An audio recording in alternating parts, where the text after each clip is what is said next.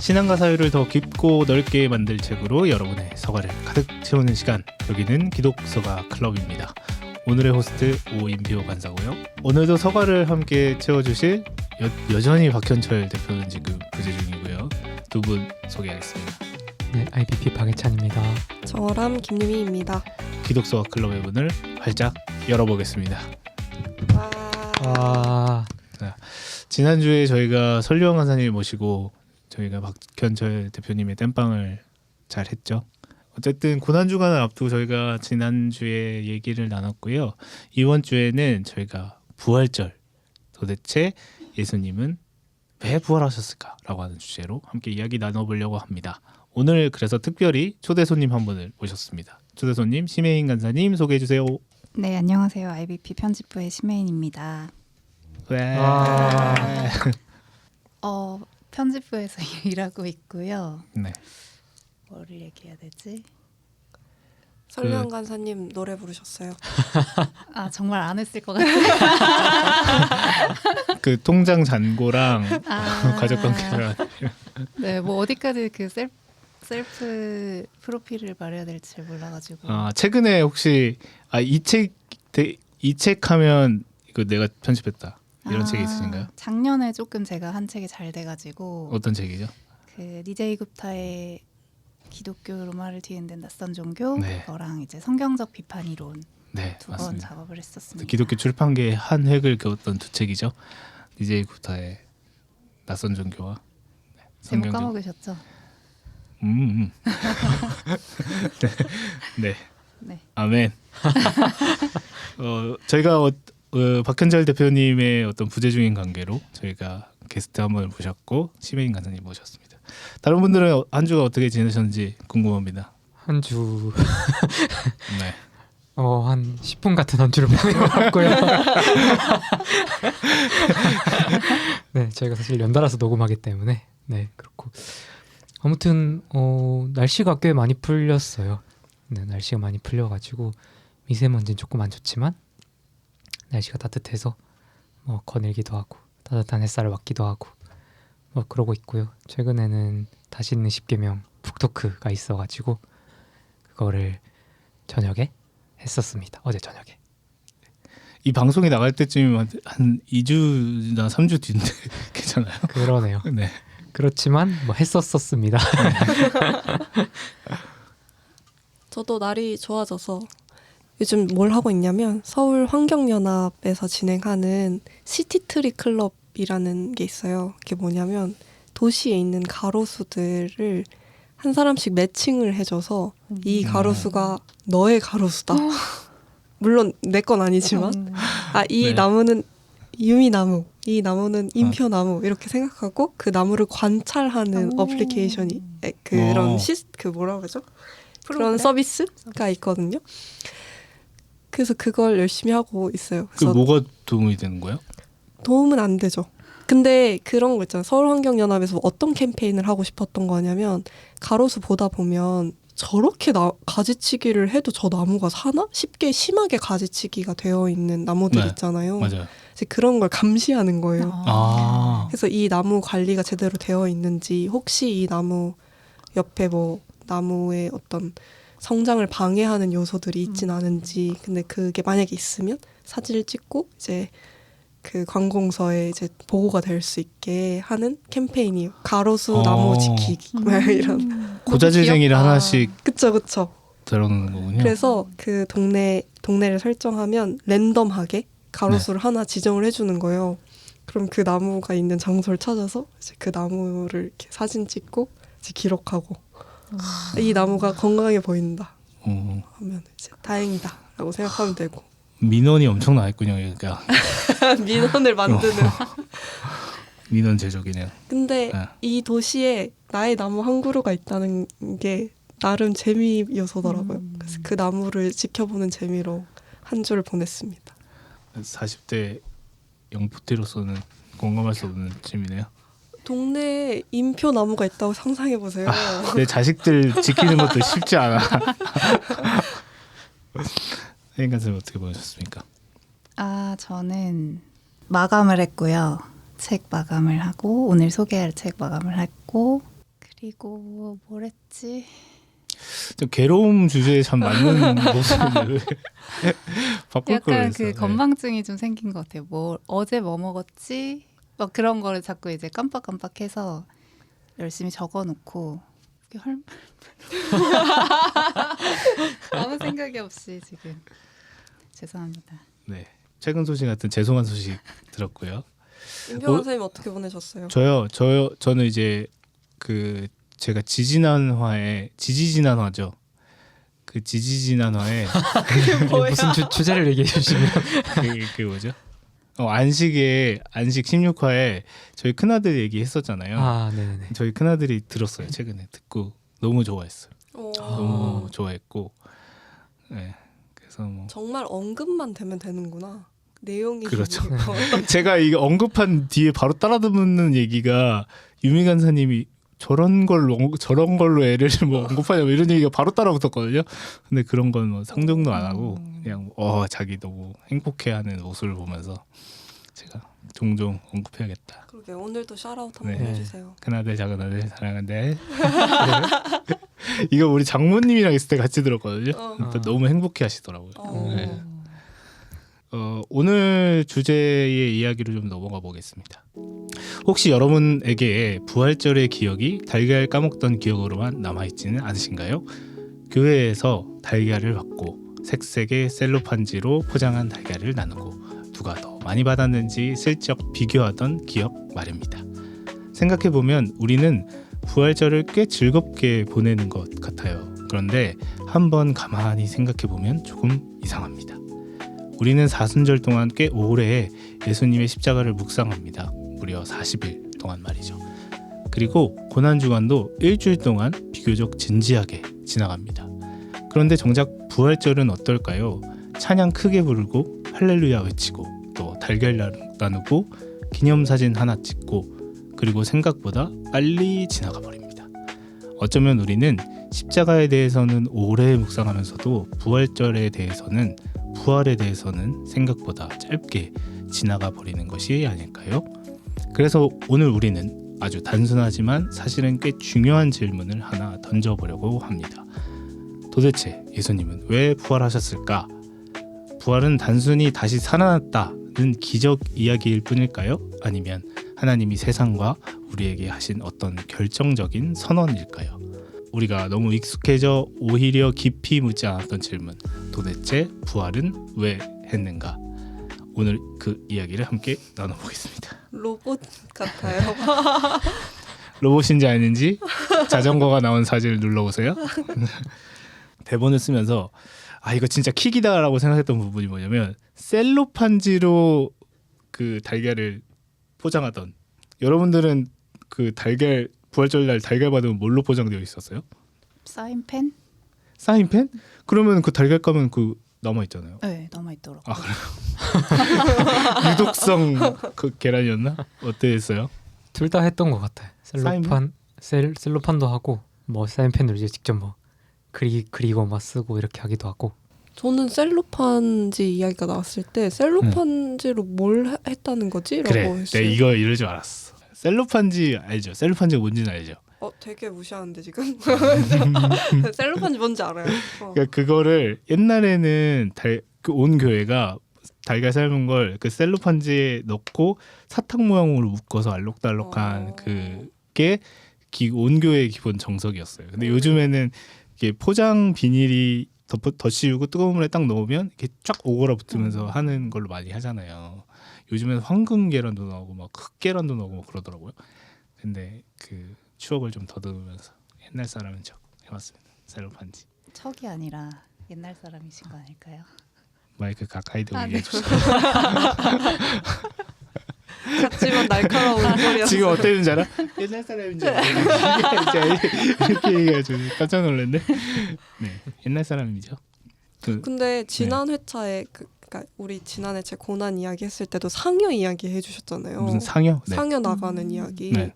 근데 임표관 선생님 그렇게 옛날 사람이에요? 제가 되게 우리 세대가 끼는 세대예요. 그러니까 진짜 옛날과 현대의 중간에 있는 세대예요. 그러니까 제가 막 상여를 경험해 보기도 하고 예를 들면 뭐 몇 시가 되면 마을에서 애국가가 흘러나오고 국기 배례를 하던 것도 경험해본 세대인 거예요. 그러니까 국제시장 국제시장. 그러니까 동네가 어디세요? 제가 그 배례를 하던 때는 배례라는 말이 좋은 말인지 모르겠는데 하여튼 국기에 대한 경례를 할 때는 능곡에서 살 때였어요. 백마 살 때. 그러니까 그때는 제가 초등학교 다니다가도 선생님이 가르쳐 주셨어요. 이 나오면 이거 해야 된다 이렇게. 네. 그러니까 제가 이런 얘기를 하잖아요.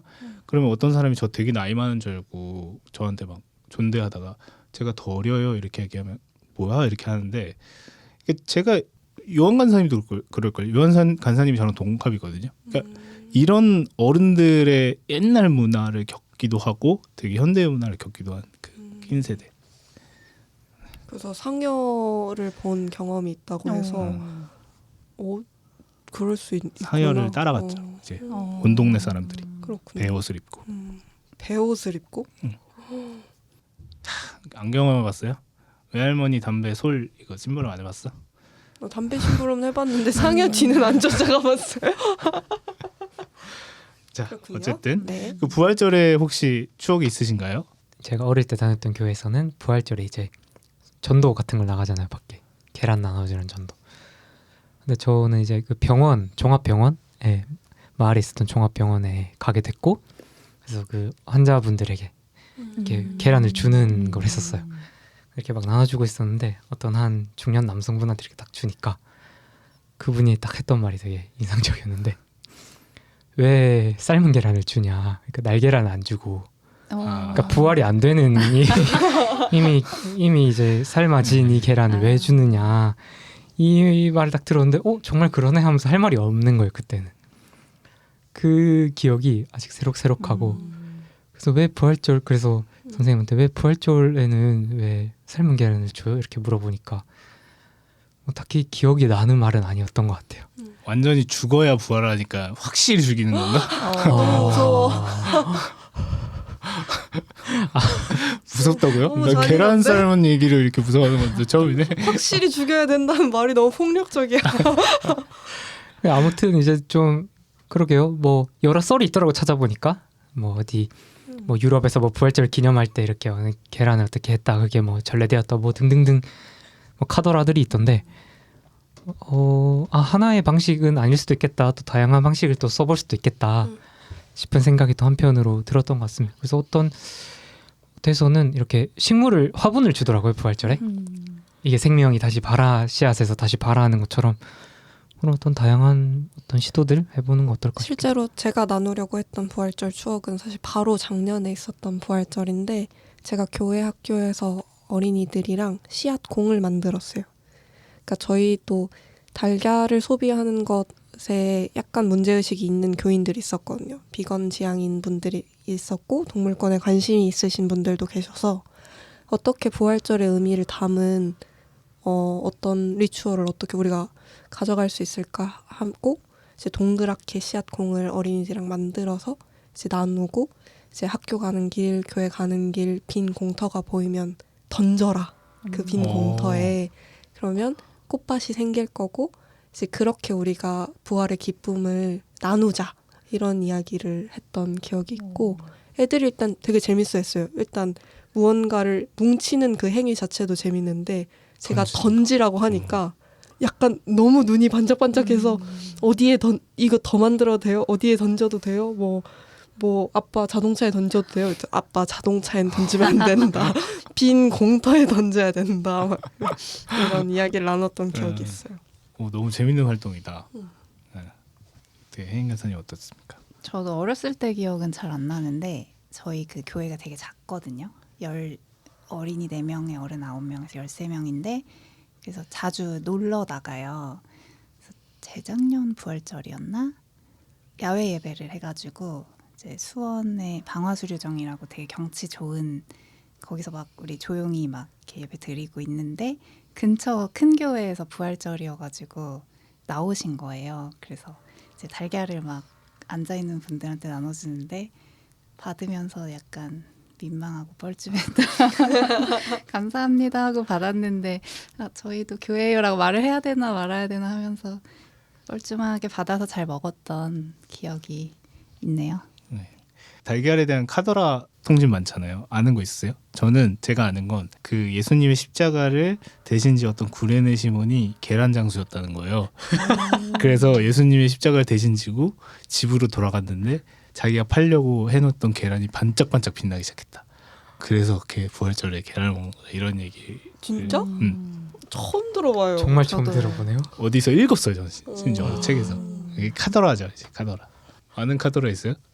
아니 저는 아까 얘기했던 것처럼 뭐 저도 가물가물한데 뭐 그랬던 것 같아요. 무슨 전쟁에 그 남성들이 다 나가고 이제 되게 이렇게 슬픔이 있는 걱정과 슬픔이 있는 어떤 유럽의 어떤 동네가 있었는데 어떤 한 여성분이 이제 그 계란을 삶아서 부활절에 이 동네에 나눴다. 뭐 그 정도 기억이 좀 나는 것 같아요. 좀 현실성 있네. 이거보다는 그런 생각을 했었던 것 같아요. 그러니까 어쨌든 여러분들의 추억 얘기를 들어보면 부활절에 사실 달걀이 가장 크게 남고 그리고 뭐 즐겁게 예배드렸다는 기억은 남지만 이게 사순절처럼 그 부활을 계속 어떤 시간을 들여서 묵상했다라고 하는 얘기는 사실 많이 없는 것 같아요. 우리 신앙 경험에도 그렇고. 그래서 오늘 부활절에 관련된 책들, 부활과 관련된 이야기들을 여러분들이랑 좀 나눠보려고 합니다. 저희 이제 게스트를 좀 마지막에 소개하도록 하고 오늘은 예창 간사님, 유민 간사님 이렇게 한번 해보죠. 먼저 예창 간사님 소개해 주십시오. 네, 알겠습니다. 제가 준비한 책은 이번에도 좀 고민을 이렇게 저렇게 해봤어요.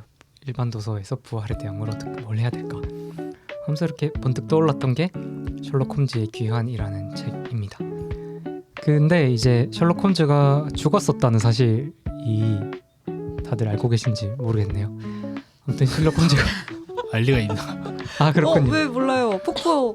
맞습니다. 셜록 홈즈가 죽었었던 일이 있었습니다. 오늘 그 얘기를 조금 해보려고 합니다. 그러니까 셜록 홈즈 시리즈가 쭉 있는데 그 중에 마지막 사건이라는 책이 있어요. 그 작품이 있는데 그 홈즈의 숙적인 모리어티 교수가 이끄는 범죄 조직이 있거든요. 그것과 이제 홈즈 일당이 이렇게 대결하는 내용이에요. 그래서 어째저째 하다가 이제 모리어티 교수랑 홈즈랑 이제 1대1로 폭포 앞에서 이렇게 결투하는 상황이 생기거든요. 둘 다 결투 중에 폭포 밑으로 떨어져 버리게 되면서 이제 끝나게 돼요. 작품이 그 시리즈가. 작가인 아서 코난 도일은 여기서 홈즈 시리즈를 사실 끝내려고 했었기 때문에 이런 이야기를 썼거든요. 보통은 대중적인 이 추리 소설, 그러니까 본인은 조금 더 고상한 소설 작품을 쓰고 싶은데 이렇게 소위 우리로 치면 뭐 일일 드라마 같은 느낌을 받았겠죠. 본인에게서는. 그래서 조금 더 내가 매진하고 싶다 하면서 갑자기 모리어티 교수를 등장시키고 맥락도 없이. 그래서 어떤 일이 발생하냐면 설정 오류가 막 생겨요. 책 내에서도 시리즈 내에서도 막 다른 인물이 모리어티 교수의 다른 말을 하기도 하고 설정이 달라지기도 하고 이럴 정도로 갑자기 끼어들게 만들어서 이 작품을 끝내려고 했던 인물인 거죠. 근데 이제 이 셜록 홈즈가 죽으니까 이 영국 사회에 엄청난 이 파장이 벌어지는 거죠. 뭐 예를 들면 이 셜록 홈즈가 연재하던 잡지에 뭐 2만 명 정도가 구독을 취소했다더라. 엄청난 이런 뭐 정확한 팩트에 근거한지 모르겠지만 또 독자들이 이 작가한테 항의 편지를 보냈다더라. 심지어는 이제 런던에 상복을 입고 동장한 사람들도 있었더라. 그리고는 이제 당시에 이제 왕자였던 에드워드 7세가 그건 좀 아니지 않냐. 왕족이 그죠? 그런 얘기를 했을 정도로 그러니까 어디까지 사실인지 모르겠지만 이 어쨌든 소문이 담고 있는 어떤 에너지가 있잖아요. 무한도전이 끝난 거예요 지금. 그렇죠. 이제 갑자기 독단적으로 심지어. 독단적으로. 그래서 이제 이런 해프닝들이 이어지는 와중에 10년 뒤에 이제 홈즈가 살아 돌아오게 되는 10년이나 걸려요? 네, 10년이 걸립니다. 장사한 지 10년 만에 홈즈가 돌아오게 됩니다. 그러니까 뭐 그게 이제 셜록 홈즈의 귀환의 줄거리 첫 에피소드인데 그러니까 홈즈가 이제 구구절절 설명하는 거죠. 내가 사실은 죽은 줄 알았지만 이렇게 해서 살아났다는 걸 앞에 장황하게 설명을 해주면서 다시 이제 홈즈 시리즈가 이어지는 건데 뭐 흥미로운 거는 또 작중에 홈즈가 죽고 나서 폭포에 떨어졌다고 생각하고 나서 돌아오는 시간이 3년이에요. 그러니까 뭐 2년도 아니고 4년도 아니고 3년이 되는 또 의도가 있지 않을까 하는 생각을 해보게 되는 것이죠. 그리고 또 흥미로운 것은 홈즈가 이제 폭포에서 떨어지기 전에 남겼던 유언이 잠깐 읽어보면 친애하는 왓슨에게 편지를 쓴 거거든요. 나는 지금 우리 사회가 더 이상 모리어티의 존재로 인해 고통당할 일이 없을 거라고 생각하고 몹시 기뻐하고 있다. 물론 그것은 희생이 따르는 일이고 그 때문에 내 친구들, 특히 친애하는 왓슨 자네가 고통을 겪긴 하겠지만 말이야. 하지만 이미 설명했다시피 어쨌든 나는 기로에 섰고 그리고 그 어떤 결말도 이보다 더 마음에 들지 못할 걸세. 부인에게 인사 전해주게. 그리고 이 사람아 잊지 말게. 나는 자네의 진정한 벗이라는 것을. 이라는 유언을 남기고 이렇게 사라지는 거거든요. 되게 어쨌든 부활의 어떤 서사와 굉장히 궤를 같이 하고 있다는 생각이 들고, 제가 얘기하고 싶은 거는 흔히 우리가 부활을 생각하면, 예수님의 부활을 생각하면 되게 깜짝 놀랄 일이라는, 아무도 예상하지 못했고 생각지 못한 어떤 기적 같은 일이라고 하지만은 우리가 맞긴 한데, 근데 제자들과 예수님의 친구들은 사실은 간절히 바랐겠다는 생각은 들어요. 그러니까 예상은 못했겠지만 너무나 매일 매 순간 생각을 해봤겠다라는 생각. 부활한 예수님을 만나기 전까지 그 사람은 살았어야 되는데, 예수님은 죽어서는 안 되는 존재였는데, 그럼 부당했는데, 이런 생각을 계속 했을 것 같다는 생각이 들고, 그래서 우리가 부활을 생각할 때 그런 측면, 그런 정황을 좀 같이 떠올리면 조금 더 생생하다고 할까? 조금 더 풍성하다고 할까? 그런 생각을 해볼 수 있지 않을까 하는 생각이 들어요. 그러니까 오늘 주제는 왜 부활했을까? 어쩌면 기다리는, 바라는 사람들이 있었기 때문이라고 하면 너무 이렇게 좁게 만들어버리는 대답일 수는 있겠지만은, 그것과 떼어놓긴 좀 어렵겠다. 왜냐면 예수님이 3년 동안 했던 공생의 결과가 사실은 그의 제자들과 그를 사랑하는 친구들이 생긴 거고, 그렇기 때문에 자연스럽게 그들은 예수님의 부활을 만나는 걸 간절히 바랬을 테고, 그리고 부활이 일어난 거고, 이런 어떤 개연적인 상황 속에 놓인 거지 않을까, 그런 생각을 해보게 되었습니다. 아무튼 그래서 좀 준비해 본 질문은, 이런 생각을 하다 보니까 부활한 예수님을 만났던 사람들의 이야기들이 좀 떠올랐던 것 같아요. 다양한 사람들이 다양한 상황에서 예수님을 만나는 이야기들이 있는데, 그중에 좀 각자가 가장 좋아하는, 각별히 또 애정하는, 아끼는 이야기들이 있다면 같이 얘기 나눠보면 좋겠다. 저는 그 이야기가 제 몸에 있어요. 제가 그 도마를 토마토로 캐릭터화해서 제 그림을 그렸었거든요. 만화를 몇 편 그렸었는데, 그래서 제 팔에 그 토마토인 도마와 토마토 도마를 만난 당근 예수님이 그려져 있어요. 예수님은 왜 당근이에요? 그냥 당근이 제일 예수님은 같이 생겨서. 이유가 없어요. 느낌적으로. 당근상. 네, 토마토가 도마인 이유는 그의 이름이 토마토와 비슷하기 때문이고, 그래서 야채 12제자가 있거든요. 그 얘기를 하려고 한 게 아니고, 어쨌든 저는 토마의 이야기를 제일 좋아해요. 도마의 이야기. 그 성경 속에서는 예수님의 상처에 손을 넣는 장면이 없잖아요. 근데 이제 많은 작가들이 도마가 예수님의 상처에 손을 넣는 그 장면을 그렸고, 근데 저는 그 많은 사람들이 그 장면을 그린 이유가 있다고 늘 생각했거든요. 왜냐하면 저도 넣었다고 생각해요. 넣어봤을 것 같아요. 그래서 그 작가들의 상상력에는 조금 이유가 있는 거 아닐까, 그런 생각을 하고, 도마라는 그 인물에 늘 좀 이입했던 것 같아요. 나였어도 그 장면 앞에서 넣어봤을 것 같아요. 진짠가? 나 꿈꾸나? 이러면서 조금 더 나의 어떤 다른 감각들로 이게 꿈인지 아닌지를 판단하려고 했을 것 같아서 늘 도마에게 좀 마음이 가요. 저는 그 장면에, 그러니까 사실 성경상에 기술되지 않은 사람들이 있어요. 누구냐면 베드로. 그러니까 베드로는 예수님이 부활하셨대라고 해서 직접 헐레벌떡 그곳에 도착했다는 얘기는 나오지만, 막 도마가 선 넘어보고 막 하는 그런 모든 상황에서 예수님이 막 뭐 받으라 얘기하는 그 와중에 베드로가 서술되지 않거든요. 그건 그 앞전에 예수님을 3번이나 부인한 자기의 현실, 초라한 현실에 부활한 예수님을 만나서 가슴 떨리고 나도 말을 걸어보고 싶으나 그 성경의 현장에서 늘 베드로는 가장 앞쪽에 나와 있고 가장 말을 많이 했던 사람인데 그 현장에서는 마치 왕따같이 마치 쭈구리같이 이제 성경에 기술되지 않는 거예요. 그러니까 그 베드로의 심경이 되게 부활한 예수님을 만나는 그 베드로의 심경이 되게 흥미롭다. 나중에 이제 요한복음 뒤쪽에 보면 이제 자기 고향으로 가서 그 그물을 던져서 보고를 잡고 있잖아요. 이게 뭐 이제 여러 이야기가 있지만 그게 이제 사실 베드로는 이제 자기 고향으로 돌아가서 거기서 이제 뭐 목회자로서의 사역을 전도 사역을 하고 있었다라고 하는 것을 전제로 하기도 하는데 어쨌든 겸연쩍은이라고 해야 되나? 약간 내가 막 잘못한 사람 앞에서 어쩔 줄 몰라 하는 베드로의 모습이 기술되어 있진 않지만 그게 너무 뻔히 보인다. 네.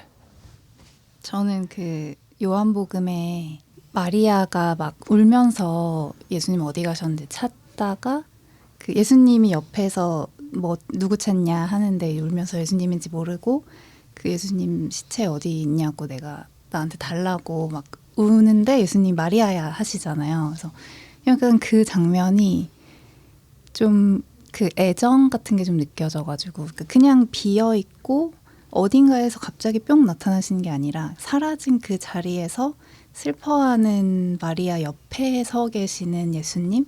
그래서 그 장면이 되게 좀 마음에 많이 와닿았던 것 같아요. 그래서 장례식 같은 데 가면은 이제 제일 슬픈 게 그 사람을 다시 만질 수 없다는 거, 다시 볼 수 없다는 건데 그게 약간 해소되는 것 같은 느낌? 그 장면에서? 저는 뭐 얘기 안 한 걸 하면 그 꽁꽁 싸맨 방에 예수님이 나타날 때가 있거든요. 그러니까 제자들이 너무 무서우니까 이제 부활했다는 소리는 들리고 막 이제 우리도 어떻게 되는 거 아니야 해서 문 닫았고 다 걸어 잠근 그러니까 밀폐된 공간에 예수님이 와서 뭐라냐면 이제 숨을 내쉬시잖아요. 그러니까 바람이 있을 수 없는 곳에 바람이 나타나는 장면이 나오는데 그것이 주는 어떠한 되게 쾌청함이라고 해야 되나 뭔가 이렇게 리프레시됨이 시각화되는 것이 너무 인상적인 부활을 생각하면 그러니까 밀폐되고 막힌 곳에 어떤 불어오는 바람 같은 느낌이 한 번씩 떠오르는 것 같아요. 그렇고 아무튼 네 셜록 홈즈 독자들이 간절히 애원했던 간절히 바랐던 그 홈즈의 부활처럼 우리가 부활을 어떻게 맞이하고 생각하는가 우리에게 주어진 어떤 뭐 자리라고 해야 될지 염원이라고 해야 할지 그런 것들을 고민해보면 어떨까 해서 셜록 홈즈의 귀환이라는 책을 가져와 봤습니다. 제가 런던에 여행을 꽤 오래 했는데 그 셜록 홈즈 집이 실제로 있어요. 가보셨어요? 네. 저도 가봤어요. 베이커 무슨 가죠? 베이커 무슨 101번지인가? 221번지. 거기 아주 사람들이 맨날 줄 서 있습니다. 그럴 것 같아요. 살아 있습니다. 같이 줄 섰고요. 셜록 홈즈 동상에서 사진도 찍고 아. 거기서 들어가 보고 우와 즐거웠습니다. 궁금하네요. 근데 왜 폭포에서 죽었는지 왜 몰랐어요? 저는 셜록 홈즈 안 봤거든요. 런던에 갔으면서 셜록 홈즈 집도 봤으면서. 다음 책 소개해 주시죠. 도대체 예수님은 왜 부활하셨을까라는 질문에 저는 약간 불손하게도 그러게 어차피 세상은 멸망할 텐데 이런 뒷말이 따라 나왔어요. 제가 좋아하는 가수 중에 좋은 소식 나쁜 소식이라는 제목의 노래를 부른 이랑이라는 가수가 있는데 지난 회차의 이야기와 살짝 연결이 되어 있을지 모르겠어요. 노래 가사에 이 지구는 하나님이 아니라 사탄이 만들었다네. 믿을 수 없다면 조간신문을 사서 읽어보도록 하게. 어떤 신문이든 어떤 날짜든 상관없다네. 이런 가사가 있어요. 이제 제가 알기로 이랑이 기독교인은 아니지만 어쨌든 기독교의 어떤 세계관, 상상력을 빌려와서 본인이 하고 싶은 말을 전하는 거죠. 저는 뭐 이렇게 생각하진 않지만 그래도 이 이야기가 아무런 의미가 없다고는 생각하지 않았어요. 그래서 어차피 세상은 멸망할 텐데 라는 제목의 공현진 작가의 단편소설을 들고 왔는데 사실 이 소설이 이야기하고자 한 바도 이 소설의 제목은 아니라고 생각해요. 어차피 세상 다 멸망할 거니까 우리 아무것도 하지 말자, 아니면 우리 제멋대로 살자, 최대한 편한 대로 살자, 이런 이야기를 하는 책은 아니거든요. 이 책에는 이 세상을 뭐 그대로 긍정하진 않지만 이렇게 부정적인 어떤 상황 가운데서도 자신이 해야 할 일들을 찾는 두 명의 인물이 나옵니다. 제가 이 책을 2024년 제15회 젊은 작가상 수상 작품집에서 처음 봤는데, 이 수상 작품집의 특징은 늘 심사평이 뒤에 실려 있어요. 그래서 저 심사평에 조금 기대서 오늘의 책을 좀 소개해 보겠습니다. 김인숙 작가님의 심사평 중 하나였는데요. 이 공현진의 어차피 세상은 멸망할 텐데는 쓸쓸하고 따뜻하다라고 말씀하셔요. 이 작품에 나오는 두 사람을 빌어먹을 정도로 서툰 사람이라고 이야기하는데, 이 두 사람은 수영 레슨에서 처음 만나요. 어느 정도 나이가 되면 사실 낯선 사람을 만날 공간이 드물어진다고 생각하거든요. 보통은 뭐 직장이나 뭐 가족이나 직장 사람이나 가족이나 약간 비슷한 일을 하고 있거나 비슷한 생각을 공유한 사람끼리의 만남이 조금 더 많아지는 시기가 찾아오잖아요. 그럴 때 이런 취미를 배우는 공간에 가면 만날 일 없는 낯선 사람들을 만나게 되죠. 이 두 인물도 사실은 그렇게 마주칠 법한 사람이 아닌데 이제 수영 강습반, 그 초보반에서 만나는 두 사람이에요. 근데 이 초보 강습반의 이 풍경을 조금 소개하면 강사가 이렇게 이야기해요. 잘 못하시는 분들은 뒷줄에 서세요. 야멸차다. 야멸차죠. 초보반인데도 그렇게 이야기하는 거예요. 근데 어떤 한 인물이 굉장히 꿋꿋하게 앞줄에 서요. 근데 조금 더 정확하게 말하면 그 사람이 어떤 자신감이 있어서 앞줄에 섰다기보다는 그냥 자기가 선 자리에서 움직이지 않았던 거예요. 그냥 그 사람은 앞줄에 서 있었고 강사가 못할 것 같으면 뒤로 가세요 라고 이야기했는데 그의 말을 따르지 않았던 것뿐이죠. 그래서 사실 이 인물 때문에, 이 인물이 주호거든요. 주호 때문에 이 수업이 매끄럽게 진행되지 않아요. 왜냐하면 주호는 정말 지지리도 수영을 못하거든요. 자꾸 얘 때문에 밀리는 거예요. 얘가 막 발차기를 영 시원치 않게 하니까. 그래서 이제 막 수영 강사가 막 눈치를 줘요. 근데도 주호는 뭐 그 어떤 사회적 언어를 잘 캐치하지 못하는 거죠. 주호는 그런 인물이에요.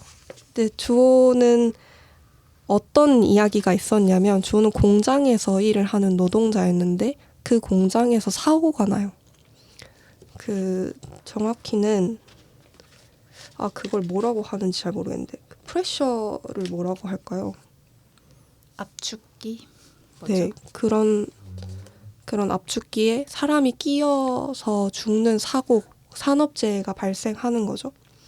근데 그런 사고가 발생을 했는데 이제 공장에서 그거에 대한 어떤 처리를 잘 하지 않고 그냥 정말 수습만 한 채로 공장을 다시 돌려요. 근데 주호는 그 순간에 납득하지 못하고 기계를 그냥 냅다 꺼버려요. 근데 이제 그 기계를 껐을 때 사람들이 주호한테 너가 이 사건과 무슨 연관이 있냐. 몇 번은 그냥 그럴 수 있다 하지만 얘가 자꾸 기계를 자꾸 꺼버리니까 아니 이제 그만 좀 해라 이런 말들을 하게 되는 거예요. 근데 주호는 그런 식이에요. 뭔가 아닌데? 할 때 뭔가 자꾸 작동하는 것을 작동하지 않게 만드는 인물이죠. 근데 그렇다고 해서 그가 뭔가 엄청 대단한 투사냐? 그렇지도 않거든요. 주호랑 만나는 희주도 비슷한 경험이 있어요. 그러니까 이 소설에는 굉장히 사회적이지 못한 두 인물이 이 사회 속에서 어떻게 사는지, 어떻게 자신의 속도를 잃지 않는지에 대한 이야기였거든요. 소설 속의 주호는 더 빨리 가지 못하는 주호를 조롱하고 욕하는 수영장 강사한테 화를 내지 않고 자신한테 막 욕을 하는 그 강사한테 천천히 앞으로 가서 괜찮으세요? 라고 물어봐요. 놀라운 장면이네요. 이 사람이 너무 흥분해 있으니까 너 괜찮아? 라고 물어보는 거예요. 근데 그게 막 이 사람이 엄청 막 강단 있는 인물이라 이 사람을 막 골려주려고 괜찮니? 라고 물어보는 게 아니고 정말 이 사람이 걱정돼서 너 너무 지금 흥분한 것 같은데 괜찮아? 왜 이렇게 열을 내? 왜 이렇게 이야기를 하는 거예요. 그의 생뚱맞은 다정함이 작은 파장을 일으켜서 수영장 강사가 바뀌는 작은 혁명이 일어나요. 왜냐하면 그 다른 강습생들도 너무 무서웠던 거예요. 이 강사가 너무 강압적으로 막 혼내키듯이 수영을 가르치니까. 질서를 배반한 사람과 그가 갖고 있는 다정함에서 저는 이 에피소드가 예수의 부활과도 잘 어울린다고 생각했어요. 모두가 속도를 높여야 된다고 말하는 이 세상에서 뭔가 상상하게 되는 거죠. 이 질서에 반하는 인물과 그 인물이 가져온 파장. 그래서 갈 수 있는 만큼만 가도 되는 세계는 어떤 세계일지, 내가 수영을 배우러 간 그 공간에서 못하면 뒤로 빠져요 라고 이야기하는 그 강사의 말을 듣지 않는 그 세계는 어떤 세계일지 함께 나눠보고 싶어 가지고 왔습니다. 재밌는 책이에요. 사실 24년 그 젊은 작가상 수상 작품집에서 좋은 작품이 많아서 주목을 막 엄청 받았던 작품은 아니었던 것 같은데 저는 유독 이 작품이 마음에 남았고 조금 더 이야기되었으면 하는 바람이 있었거든요. 그래서 가지고 왔습니다. 이 책의 부활을 염원하며 어떠신가요? 갈 수 있는 만큼만 가도 되는 세계 상상이 가시나요? 저는 제가 그 뒤로 빠지는 수영장의 그 한 존재였었던 기억이 있어서 지금 설명해 주시는 게 되게 공감이 많이 되더라고요. 그 공간, 장소와 그 냄새와 그런 거 있잖아요. 그 분위기. 저는 항상 어디에 속해 있든지 그 어떤 속도를 따라가려고 애쓰는 사람이었지 그거를 뭔가 거스르거나 일부러 늦어지거나 하는 적이 많이는 없었던 것 같아요. 그래서 그런 다른 속도를 오히려 잘 용인하지 못했던 사람인 것 같기도 하고 왜냐면 내가 항상 쫓아가려고 애쓰니까 그래서 참 어떤 세계일까요? 궁금하네요. 내가 그거를 정말 마음 깊이 받아들일 수 있을지도 사실은 좀 자신이 없고 왜냐면 그게 모두 속도가 다르기 때문에 어떤 평균이 없으면 다 이제 약간 어수선해지는 거죠 말하자면. 근데 그거를 내가 정말로 마음 깊이 용납하고 기쁘게 여길 수 있을까? 그게 내가 기쁘게 여길 수 있는 세계가 정말 그런 아름다운 세계일 것 같다? 좀 모순되지만 그런 생각이 좀 들었던 것 같습니다. 예수님의 부활과 이게 어디에서 맞닿는 거지? 이게 고민이 되거든요. 앞에서 살짝 이야기했지만 조금 더 소설의 내용에 대해서 설명을 하면 이 두 인물이 자신의 일상을 충실히 보내고 있는데 어떤 각자의 사건들을 마주해요. 그리고 이 세계가 다 연결되어 있구나 라고 하고 이 두 인물이 사실은 공통점이 별로 없지만 어느 지점에서 공통의 경험을 하냐면 벌꿀이 사라진다는 뉴스를 스크랩하거든요. 이 두 인물은 그런 종류의 사람인 거예요. 벌꿀이 사라진다라는 뉴스에서 나의 이야기까지 연결 지을 수 있는 종류의 사람들인 거죠. 이 두 인물은. 그리고 주호가 그렇게 수영장에서 눈에 띄는 행동을 할 때 이 여자 주인공도 약간 놀라긴 하지만 그의 행동을 이해해요.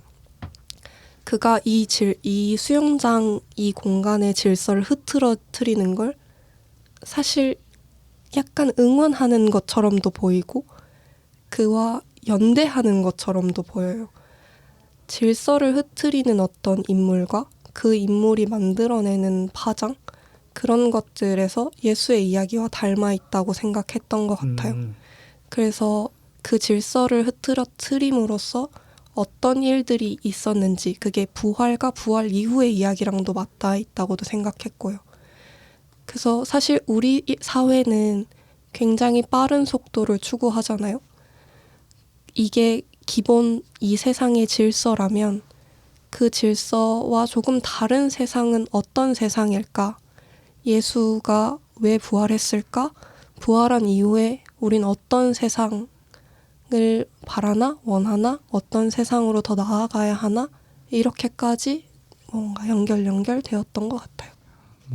어떤 얘기를 두 가지 정도가 떠오르는데 하나를 할지 두 가지를 해야 될지 모르겠네요. 아무튼 일단 소설에 좀 천착해서 얘기를 하면 저도 읽었던 기억은 있는데 정확하게 스토리가 기억이 나지 않지만 설명해 주시니까 새록새록 좀 나는 것 같고, 그러니까 여기서 또 중요한 어떤 주제로서 풀어내는 게 진짜 어떤 내가 움직이는 만큼 나아가는 이런 이미지가 전 잔상에 남는 것 같아요. 그러니까 수영이라는 것이 뭐 나보다 더 치고 나갈, 내 몸보다 더 치고 나갈 수도 없는 것이고, 내가 젖는 만큼 그 정도에 갈 수 있는 만큼 가게 되는 어떤 그런 이미지화가 좀 떠오르는 것 같아서 그런 어떤 전반적인 소설이 가지고 있는 이미지가 생각이 나고, 그런 면에서 좀 튈 수 있지만 부활을 생각하면 아까 질서 얘기가 나와서 생각이 난 거는 그 마가복음에 이제 어떤 특정 사본에는 이제 부활한 예수님이 등장하지 않고 끝난다 뭐 이런 그 성서학 연구에서는 그런 게 있잖아요. 그러니까 어디에서 장면이 멈추냐면 가서 무덤이 열려 있고 빈 무덤에 있고 예수가 부활하셨다 라고 천사가 말하면서 끝나는 특정 사본이 있어요. 근데 그거를 본 독자들은 그 빈 무덤에서 끝나는 거죠. 이 예수님의 복음 이야기가.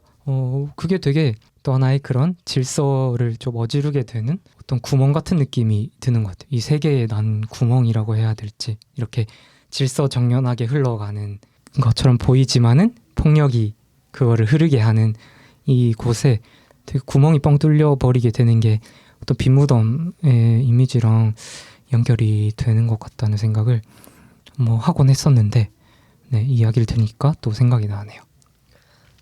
이 소설의 제목으로 다시 돌아가서 이야기를 해보면, 이 소설은 어차피 세상은 멸망할 테지만 우리가 우리의 속도를 지키고 한 걸음, 뭐라고 할까요? 그러니까 한 걸음, 한 발젓기 그만큼 나아가는 것이 중요하다라는 말을 하고 싶었던 것 같아요. 그러니까 예수가 어떤 마음으로 다시 이 세상에 돌아왔을까? 그리고 그가 이 세상에 돌아왔을 때 우리에게 혹은 이 세상 그 자체에게 던지고 싶었던 이야기가 뭐였을까라고 생각하면 그 한 걸음에 대한 이야기였을 수 있겠다는 생각이 들거든요.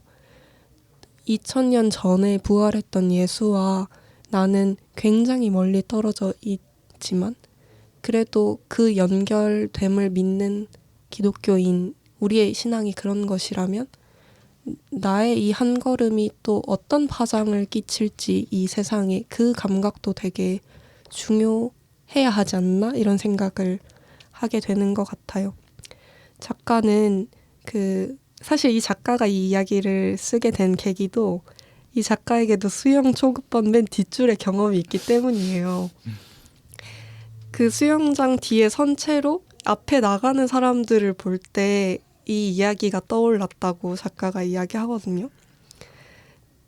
이렇게 엄청난 헤엄을 치는 사람 그 다음 순서에 이런 강압이 그에게 있었나 봐요.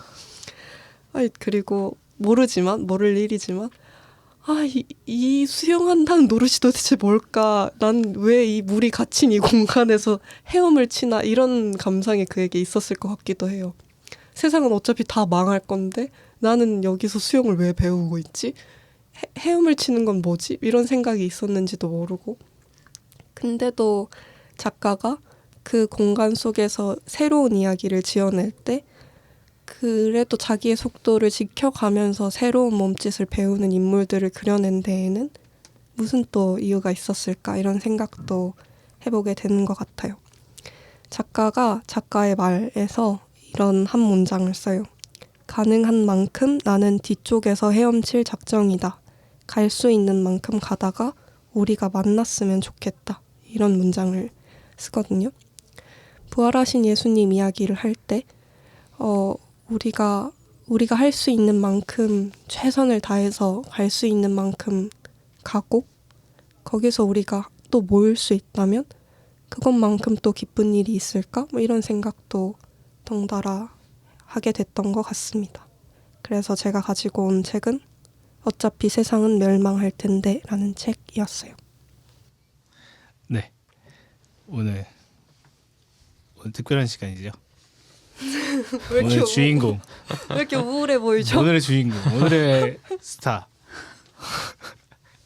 오늘 다 배꼽 빠질 준비. 배꼽 단단히 지키시고요. 우리 심혜인 간사님 책 소개 모셔보겠습니다. 박수. 왜 수식어가 왜 그래요? 떠나고 싶네요 이 자리를. 네. 어차피 세상을 멸망할 텐데. 그죠? 뭐 말씀 들으면서 너무 많은 생각이 들어가지고 되게 좋았네요. 제가 근데 왜 안 들으셨어요? 저희 팟캐스트 이렇게 많은 생각을 하게 하는데. 아니 네 16화 들었습니다. 네. 네. 출발. 네, 제가 오늘 소개하려고 가지고 온 책은 따끈따끈한 신간인데 부활절 기뻐하며 나아가다라는 책입니다. 책은 이제 IBP가 계속 출간하고 있는 교회의 시간 시리즈의 세 번째 책이고요. 대림절, 사순절에 이어서 이제 부활절이 나왔습니다. 이 시리즈는 교회력에 따라서 뭐 각 절기의 의미, 역사, 예전 같은 거를 총 정리해서 간략하게 서술하는 시리즈이고요. 흔히 나오는 절기 묵상집하고는 조금 다르게 절기 안내서라고 보시면 될 것 같습니다. 이제 사순절이 성토요일에서 마무리가 되고 그러면 부활의 새벽이 밝잖아요. 그래서 이 책은 바로 이 부활의 새벽부터 시작해서 오순절까지 50일간의 부활 절기를 소개하고 있고요. 보통 부활절 관련 책은 뭐 사순절 마지막에 부활주일 하루나 부활 주간까지 다루는 경우가 많은데 이 책은 50일 부활절을 단독으로 한 권으로 다루고 있다는 게 독특한 점입니다. 저자는 웨슬리 힐이라는 신약학자이고요. 미국 웨스턴 신학대학원에서 가르치고 계시고 성공의 사제입니다. 이분이 부활절의 예전이나 의식에 대해서도 구체적으로 다루는데 본인의 성서학자여서 전공 분야인 성경 얘기를 좀 흥미로운 스토리텔링으로 다루고 있어요. 그래서 책 앞에 신약에서 가장 먼저 부활의 소식을 전한 사람은 바울이다 하면서 데살로니가 전서로 시작해서 사복음서를 간략하게 부활의 기사를 다루고 네, 또 바울 서신으로 또 돌아가요. 그래서 부활이라는 사건을 입체적으로 이해하는 데 도움을 주는 책입니다. 그래서 좀 내용을 간략하게 설명을 드리면 이제 이 책이 말하는 부활의 의미는 예수님이 죽음에 대해서 거두신 승리.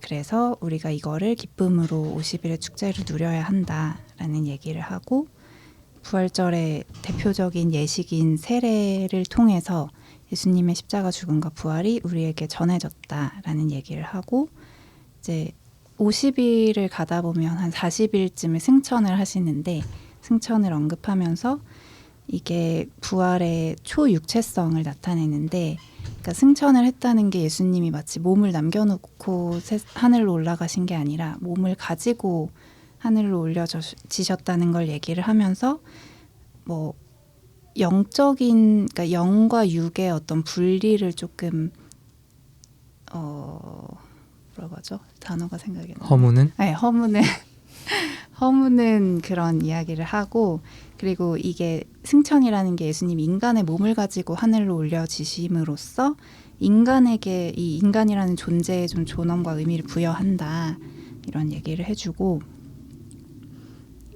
네, 성령 이제 마지막 오순절의 성령 강림은 승천을 하시고 네, 승천을 하시기 전까지 예수님이 계속 제자들을 만나서 가르치세요. 뭐 그 어디 글로바 그 어디 가는 길 있죠. 아 왜 이렇게 말이 엠마오. 엠마오 가는 길.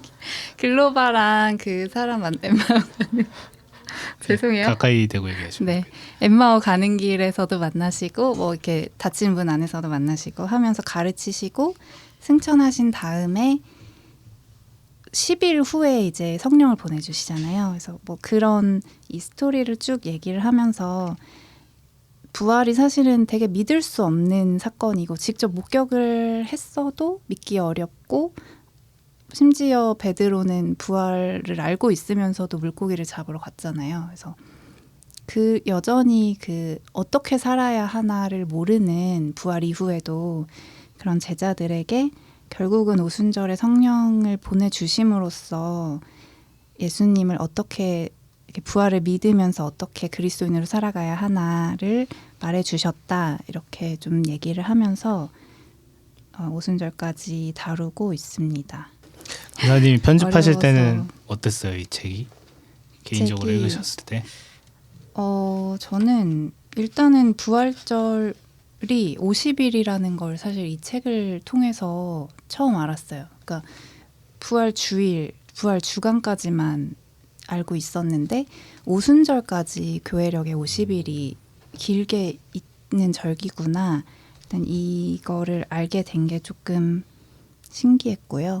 이거를 사실 이 50일의 부활이 또 저자가 사순절보다 긴 50일의 부활절이 이제 50일로 끝나는 게 아니라 우리가 부활 신앙을 가지고 계속 살아가야 한다고까지 연결을 시켜서 얘기를 하거든요. 그래서 부활 신앙을 가지고 살아간다는 건 뭘까? 그냥 그런 고민도 들게 되었고, 네, 굉장히 유익한 책이었습니다.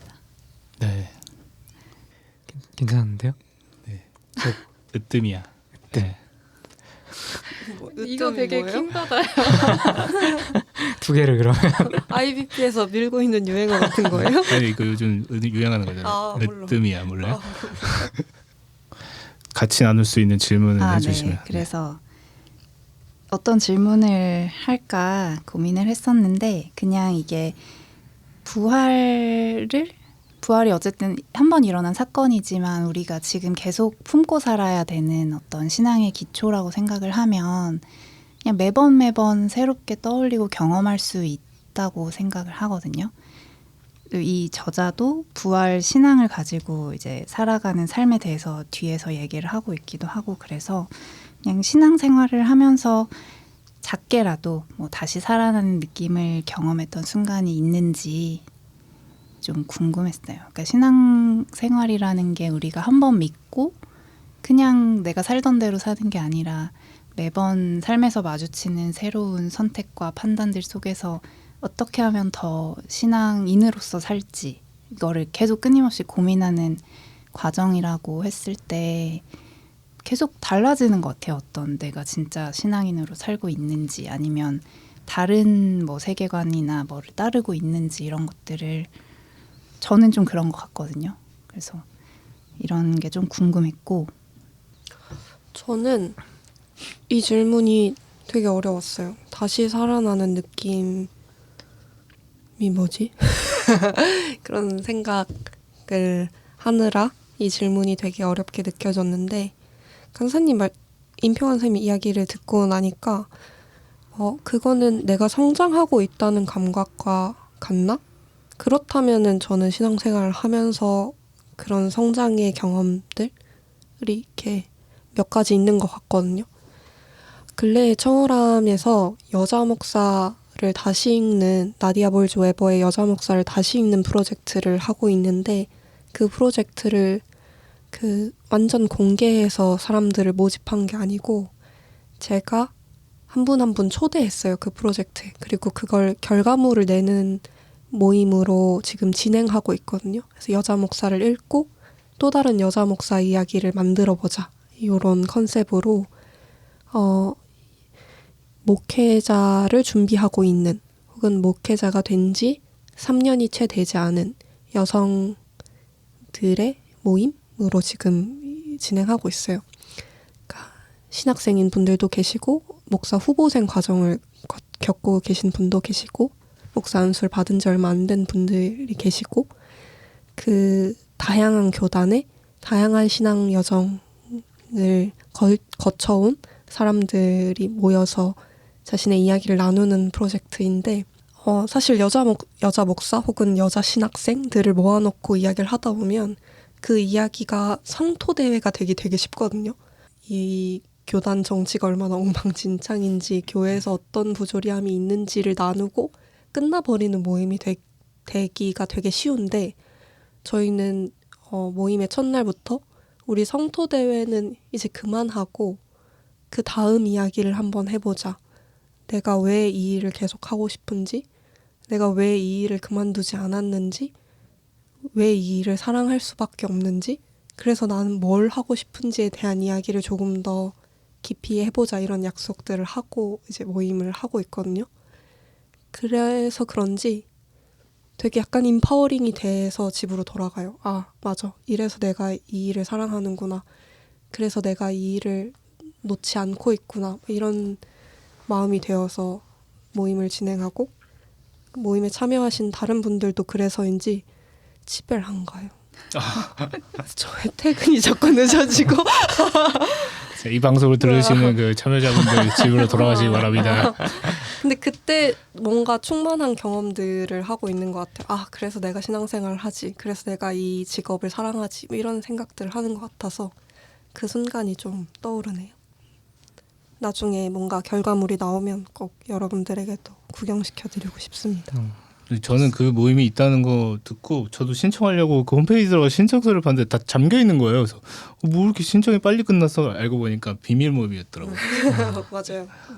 그리고 애초에 참여 대상이 아니었는데 남자 목회자들은 아닌가요? 네, 들어올 수 없어요. 그런 공간도 하나쯤 있어야죠. 그렇군요. 저는 뭐 사실 익숙한 이야기이지만 중요한 이야기, 저한테 중요한데 이제 제가 그 19살 때, 그러니까 수능 볼 때 그 세월호가 있었고 그래서 이제 마치 이제 그거를 굉장히 분리하려는 노력을 학교 안에서 많이 했던 것 같아요.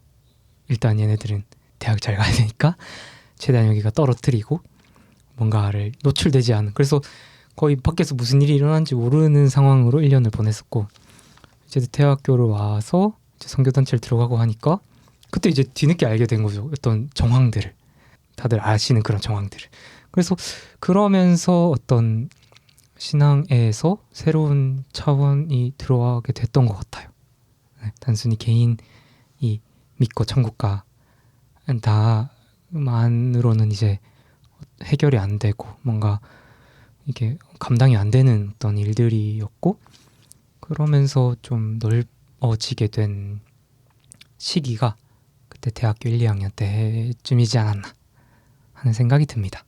뭐죠? 부활이라는 것이 사회적인 메시지잖아요. 또 개인의 신앙의 메시지이기도 하지만 그 사형수가, 로마의 폭력에 의해 죽은 사형수가 다시 살아났다. 그가 왕이다. 뭐 이런 메시지는 사회적인 메시지이기도 하죠. 아, 저는 되게 단순한 대답을 준비했는데 너무 멋진 대답들을 해주셔가지고 멋진 대답이 하나도 없었는데 말씀하시는 거죠? 저는 약간 그냥 매주는 아니지만 이제 주일 설교를 들을 때, 그러니까 보통 일주일을 그냥 별로 기독교 출판사에서 일함에도 불구하고 그렇게 이런 말 해도 될지 모르겠지만 신앙과 상관없이 일을 하니까 그냥 뭔가 내 신앙과 예수님과 이런 것보다 내 오늘 맡은 일들을 막 난 되게 신앙적으로 마케팅하는데. 그러셨구나. 네. 충격 발언. 하여튼 그렇게 일을 하다가 잊어버리고 있다가 주일에 교회에 가서 설교를 들으면 그때 이제 아 맞아 내가 죽어 있었구나를 그때 느끼는 거예요. 어떤 말씀을 들을 때 그게 다가올 때. 그래서 그럴 때 내가 죽어 있음을 느끼는 순간에 내가 살아나는 거 아닌가? 그냥 그런 생각이 들어서 그냥 그 순간들을 좀. 근데 제가 알기로는 그 목사님이 남편분 아니세요? 맞아요. 그러면 쟤를 죽이고 싶다 이런 생각이 가끔 들지 않나? 남편분. 네? 네. 그런 생각을 하시나요, 간사님? 저희 아내는 많이 하는 것 같더라고요. 제가 나가서 설교할 때 제가 집에서 저런 애가 아닌데 이렇게 네, 그렇습니다. 네, 그렇고요. 지금 분위기를 네 이게 부활이지 뭐 싹 죽였다가 싹 네 마무리해 주시죠. 마무리를 어떻게 하죠? 아니 자기 얘기 마무리요.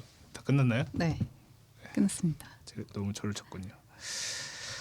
네, 오늘 이제 부활절을 앞둔 이 뭐죠 지금?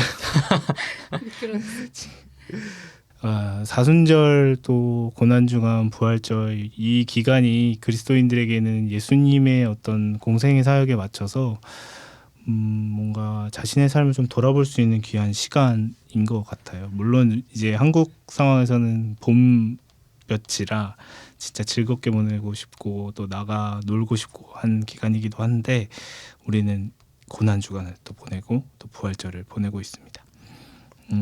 오늘 함께 이야기 나누시면서 어땠는지 한 분씩 이야기 정리해 주시면 좋을 것 같습니다. 그 부활에 대해서 이렇게 얘기해 보는 기회가 사실은 많지 않은 것 같은데 또 새롭고 흥미로웠던 것 같고 또 다양한 이 컨텐츠랄지 이야기들이랑 같이 엮여서 해보니까 또 그것도 나름 재미가 있었던 것 같고 네 그렇습니다. 교회에서도 부활절에서 끝나는 게 아니라 좀 더 다양한 이야기와 상상력과 또 지속되는 부활의 어떤 담론들이 있었으면 좋겠다 뭐 그런 생각도 잠깐 해보게 되네요. 장하사님이 해주신 말씀처럼 우리가 고난에 대해서 이야기 나누고 또 그걸 주제로 교회 안에서 책 모임을 하고 이런 경험들은 우리에게 많은데 부활을 주제로 책 모임을 하고 부활의 경험을 부활의 경험? 부활에 대한 생각들을 나누는 부활의 경험을 나누긴 어렵겠죠. 부활의 생각들을 나누는 시간은 좀 적었던 것 같아요 우리한테. 그래서 부활 주간 그 50일 동안 오늘 기독서가 클럽에서 부활을 주제로 이렇게 큐레이션한 요 책들을 각자의 예배 공동체, 교회 공동체 안에서 나눠 보셔도 좋지 않을까 그런 생각을 합니다. 네. 자, 오늘 혜인 간사님 처음으로 참여하셨는데 그동안 듣지 않았던 기독서가 클럽에 참여하시니 어떠신지? 너무 유익하고 좋은 시간이었고요. 약간 How are you? I'm fine, thank you. And you? 하하하 이런 느낌이죠. 로봇 같은 느낌. 그리고 약간 이제 진짜 부활에 대해서 얘기를 이제 책을 계기로 얘기를 하게 됐지만 이거를 같이 또 나누면서 또 유미 간사님이 해주신 그 책 얘기를 들으면서 부활 신앙을 가지고 살아간다는 게 내가 이 세상 질서를 따르지 않고 살아가는 것이기도 하다. 내가 어떤 나라를 살 것인지를 내가 결정하는 일이기도 하겠다. 부활 신앙을 가지고 살아간다는 게 그런 생각을 좀 해보게 되면서 참 좋은 시간이었고 뭔가 들으시는 분들도 그런 의미를 품고 지내보셨으면 좋을 것 같습니다. 네, 감사합니다. 부활절이 되면 우리는 달걀을 나누고 또 즐겁게 인사를 나누고 기쁜 분위기를 함께 누립니다. 그 자체로 참 좋은 일이죠. 하지만 혹시 부활절의 기억이 달걀 까먹던 기억으로만 남아있지 않은지 잠깐 생각해보면 좋겠습니다. 올해 부활절에는 달걀을 나누는 기쁨과 함께 부활의 의미도 잠시 묵상해보는 시간이 되셨으면 좋겠습니다. 오늘처럼 부활에 관련된 책들을 함께 나누고 북클럽을 하셔도 참 좋을 것 같다는 생각이 드네요. 지금까지 오늘의 기독서가 클럽 함께 해주셔서 감사합니다. 책으로 신앙과 삶을 깊이 사용하는 시간 기독서가 클럽 다음 시간에 찾아뵙겠습니다. 감사합니다. 감사합니다.